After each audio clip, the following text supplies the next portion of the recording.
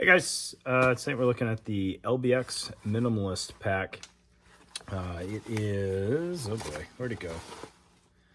The LBX-0321 Alpha Minimalist gear bag. Again, from LBX, the sister company to LBT. So if you want LBT and you're okay knowing that it was made offshore, LBX is the company to go with. If you're a fan of LBT and you want to roll the dice, order from LBT. It has a lot of features in it for a pretty small bag. I want to say it was listed as 12 liters. It feels about the same as the 8000 series 14 liter bags with, in my opinion, better features. Not necessarily everybody's opinion. It's incredibly subjective, but a lot of cool stuff going on here. So let's get on the table and take a look at this thing. All right, so looking at this thing, it has a lot of the features that I really enjoy in a small assault pack when I'm the one that gets to decide what I'm carrying and I don't have somebody dictating that I carry a bunch of nonsense that I may or may not need. All right, if you're at the whims of somebody else's packing list, this may be too small. In fact, there's probably a good chance it's too small. But if you're the maker of your own destiny, this may be the pack for you. So let's start with the front features, and then we'll kind of work our way back through the bag to the harness. All right, so looking at the outer face of this thing, it does have a PALS Velcro dual capability field here. So you can mount traditional pouches to it. It's a 6-column, 3-row essentially grid there. So your standard front flap of a plate carrier, if you can fit it there, you can fit it on the back of this pack, which means it will also fit the LBX placards. Now I got this used and the buckles are missing. Don't know if 3/4 inch repair buckles exist. If they don't, I'm going to be kind of sad face about that. But if I can find 3/4 inch buckles, I can always make them repair buckles by just snipping them. All right. Okay. So placard compatible on the lower portion of the outer face. And then I didn't initially notice it, but it does have a 4-column, 3-row field up top, and the bottom row is actually secured with Velcro. So this will take the LBT GRG pouches, which is a really cool feature on a pack. I think I don't know how that'll work in utility, but it's just another place to have rapidly viewable things. It's not direct mount, so I'm going to be able to take it off and look at that if I want to, but the GRG pouch is a little limited in size, so maybe playing around with what makes sense there versus on your chest. But it's neat to have the ability to use it if it makes sense. And then it's got the little tab to retain the GRG, and if you don't need to use that, you just kind of tuck it out of the way there, and then you can use the field as traditional PALS webbing if that's what you choose. All right, on the bottom, you do have a grommet for drainage. On the sides, you've got a 2-column, 3-row field there.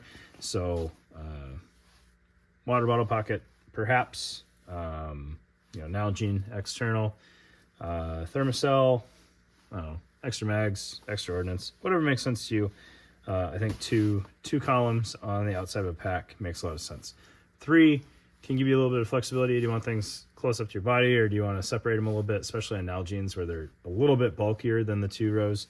It kind of makes sense to offset it a little bit, but this has stuff going on behind it, so it kind of fills that need without making you choose where to mount your stuff.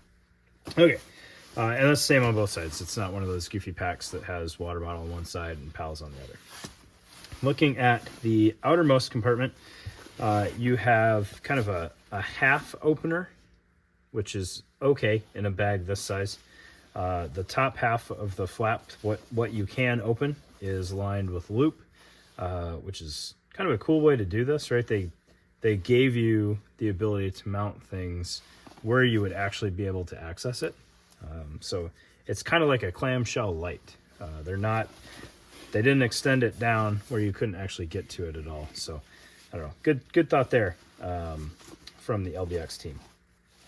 What is also interesting here, so you don't have any other organization in this space. It's just open bag, which on a bag this size I think is totally okay, especially with this top half being like this. So the bottom half might be, you know, some snivel gear and stuff like that, and then the top half, maybe you don't actually put anything, it's just in a windowed pouch or something that then fills that void.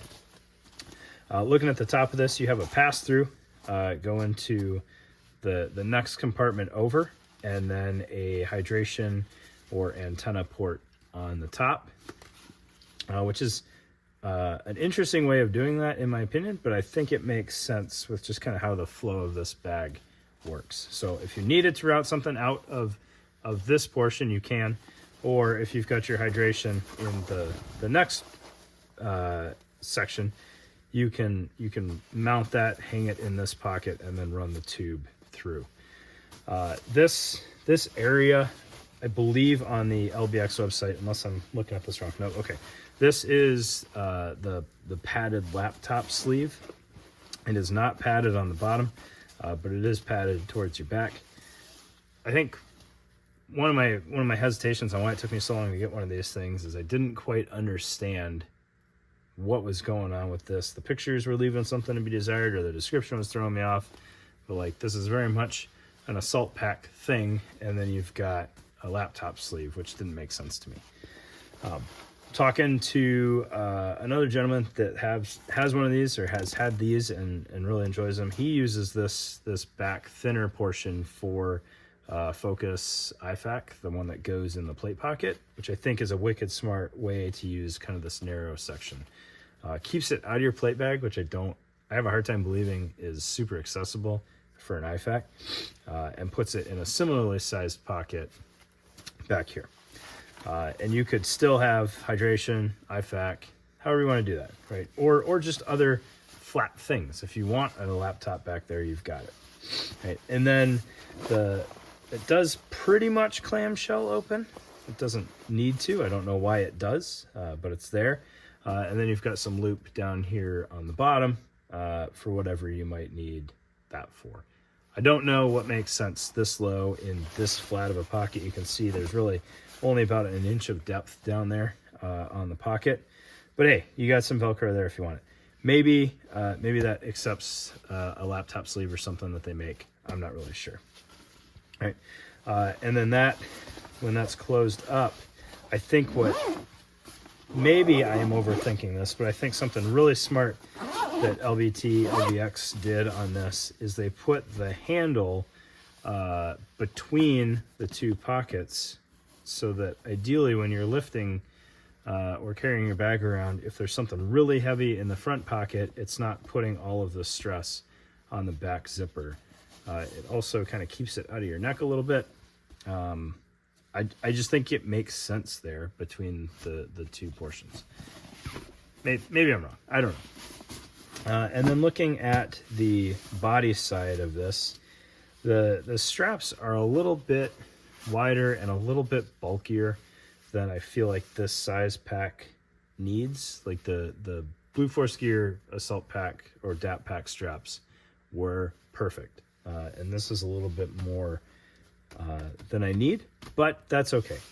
You've got a couple tabs up top for tethering things as needed.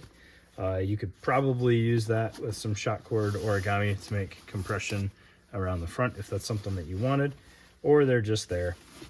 The straps themselves do have a couple of different tie down locations. You've got a couple webbing loops here, and then a metal D-ring. I don't know if there was ever a sternum strap on. Oh gosh. There is a sternum strap. I'm just missing half of it, and I looked at the wrong one. So there's a sternum strap. I'm sorry. That was almost really dumb because it was in frame. But there's a sternum strap. Didn't realize I was missing the other half of this. I've loaded it up. I wouldn't use the sternum strap on this thing anyways, probably. So there you go. What I do really like, quick release buckles at the bottom of the straps, especially if this is being worn over a plate carrier or potentially a really busy chest rig, I think that's just a good safety option to have. And there is a lot of strap, which I really appreciate, because there's nothing, in my opinion, more annoying on these small bags than having a bag that fits what you want to carry and how you want to carry it really well, and then not having enough strap to go over a plate carrier. This one has enough for sure, which is really nice. And then there is some 3D padding here with a little bit of a channel for ventilation. So just enough padding on the back panel that you could put some lumpy, dense things in the bag and still carry them well. The straps themselves don't need as much padding as they have, but not a huge issue there. All told, I think it's a really smart bag for its size, and I think it packs a lot of capability in there, especially at kind of the middle ground between stuff being made overseas, stuff being made in the US, you know, designed in the US by a company that has a good track record, a good QC track record as well, in my opinion, even though the mothership company has done a little bit of shady stuff lately. I think this is well put together at a really good price. So thanks for your time, guys.